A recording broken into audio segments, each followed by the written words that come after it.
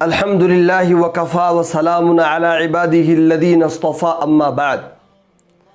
नाज़रीन गिरामी, आज मैं उस शख्सियत पर बात करने जा रहा हूँ जो शख्सियत पूरी कायनात में, पूरी तारीख़ में, पूरी हिस्ट्री में सबसे ज़्यादा कामयाब शख्सियत है।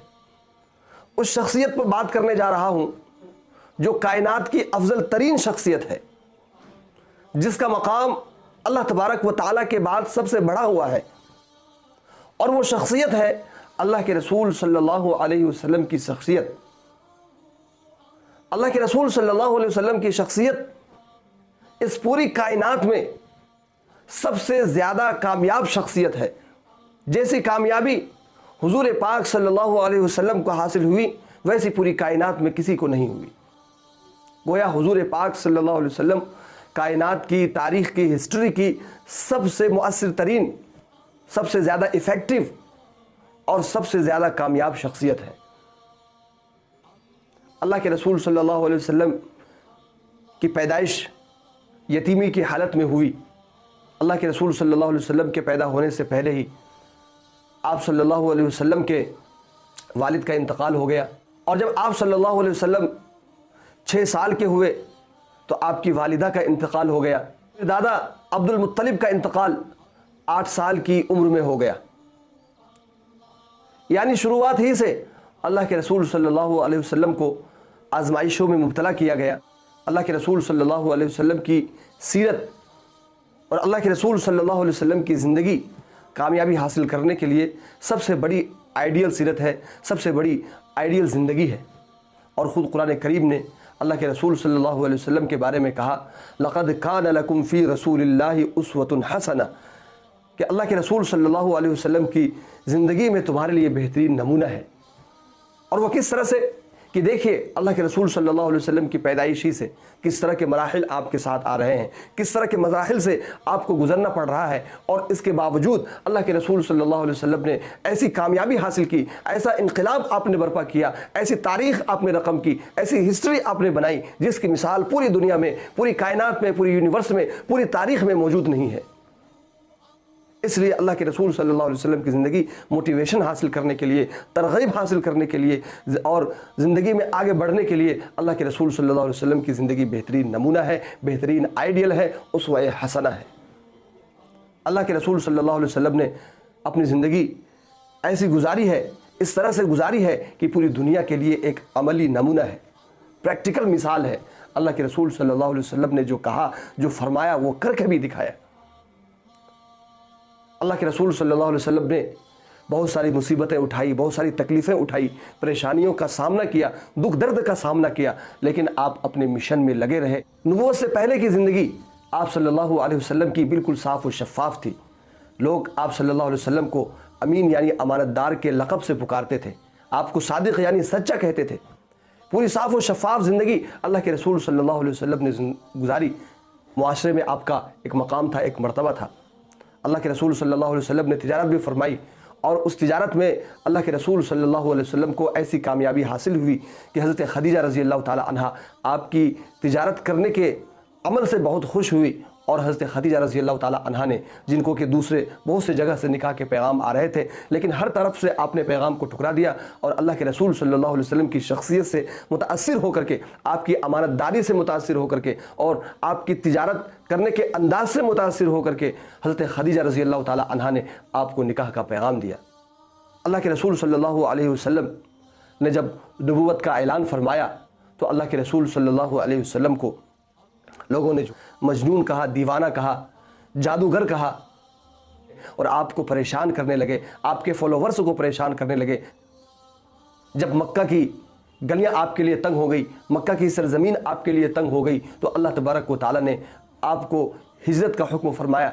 आप सल्लल्लाहु अलैहि वसल्लम ने हिजरत फरमाई और वहाँ बहुत सारी जंगें लड़ी गईं, जिसके नतीजे में अल्लाह रब्बुल इज़्ज़त ने अल्लाह के रसूल सल्लल्लाहु अलैहि वसल्लम को फ़तेह मक्का का तोहफ़ा अता फरमाया।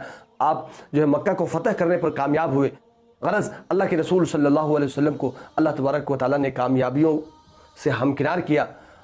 और देखें अगर हम अल्लाह के रसूल सल्लल्लाहु अलैहि वसल्लम की ज़िंदगी को कितनी मुसीबतों का सामना करना पड़ा, कितनी परेशानियों का सामना करना पड़ा। शैब तालिब की घाटियों में आपको कैद होना पड़ा, آپ بھوکے پیاسے رہے لیکن اپنے مشن میں لگے رہے، اپنے کام میں لگے رہے، دعوت و تبلیغ میں لگے رہے۔ اس لیے اللہ کے رسول صلی اللہ علیہ وسلم کی زندگی ہمارے لیے بہت ہی بڑا نمونہ ہے، بہت ہی بڑا آئیڈیل ہے، بہترین اسوہ حسنہ ہے کہ اگر ہم کامیابی حاصل کرنا چاہتے ہیں تو ہمیں اللہ کے رسول صلی اللہ علیہ وسلم کی سیرت کو پڑھنا ہے، اس سے موٹیویشن حاصل کرنا ہے۔ دنیا میں اس سے بڑھ کر کے موٹیویشن کسی اور چیز سے حاصل نہیں ہو سکتی۔ دنیا میں سب سے بڑی موٹیویشنل شخصیت حضور پاک صلی اللہ علیہ وسلم کی شخصیت ہے، اور سب سے بڑی موٹیویشنل کتاب قرآن کریم ہے۔ جو انسان قرآن کریم کو پڑھتا ہے وہ دین و دنیا دونوں کی کامیابی حاصل کرتا ہے۔ جو اللہ کے رسول صلی اللہ علیہ وسلم کی سیرت کی پیروی کرتا ہے وہ دین و دنیا دونوں جہاں میں کامیابی حاصل کرتا ہے، اس دنیا میں بھی کامیاب ہوتا ہے اور آخرت میں بھی کامیاب ہوتا ہے۔ جو بات صرف اپنے منہ سے کہی جائے اس بات کی اتنی اہمیت نہیں ہوتی جتنی اہمیت اس بات کی ہوتی ہے جو دوسرے کہیں۔ گواہی اگر صرف اپنی ہو تو اپنوں کے لیے تو مؤثر ہوتی ہے، ایفیکٹو ہوتی ہے، لیکن غیروں کے لیے اتنی ایفیکٹو نہیں ہوتی ہے، اتنی مؤثر نہیں ہوتی ہے۔ آپ کی کامیابی کو اپنوں نے تو تسلیم کیا ہی کیا ہے، غیروں نے بھی حضور پاک صلی اللہ علیہ وسلم کی کامیابی کی شہادت پیش کی ہے۔ مائیکل ایچ ہارٹ نے ایک کتاب لکھی، The 100 A Ranking of Most Influential Persons in History۔ Michael H Hart ایک امریکن آتھر ہے اور ایک سائنٹسٹ ہے، ماہر فلکیات ہے۔ اس نے ناسا میں بھی کام کیا ہے اور تقریباً 5 کتابوں کا مصنف ہے، 5 کتابوں کا وہ آتھر ہے۔ اس کو کامیابی جس کتاب سے حاصل ہوئی وہ یہی کتاب ہے جس کا نام میں نے لیا، The 100 A Ranking of Most Influential Persons in History۔ اس کا مطلب یہ ہے کہ 100 عظیم شخصیتیں، 100 مؤثر شخصیات، ایفیکٹو شخصیات، پاورفل شخصیات جو ہسٹری میں ہوئی ہے۔ مائیکل ایچ ہارٹ نے یہ کتاب لکھی اور اس کتاب میں یقین جانیے کہ سب سے پہلے نمبر پر جس شخصیت کا تذکرہ کیا، جس پرسنالٹی کا تذکرہ کیا، وہ حضور پاک صلی اللہ علیہ وسلم کی شخصیت ہے، وہ حضور پاک صلی اللہ علیہ وسلم کی پرسنالٹی ہے۔ دنیا کامیاب ترین لوگوں میں اللہ کے رسول صلی اللہ علیہ وسلم کو شمار کیا۔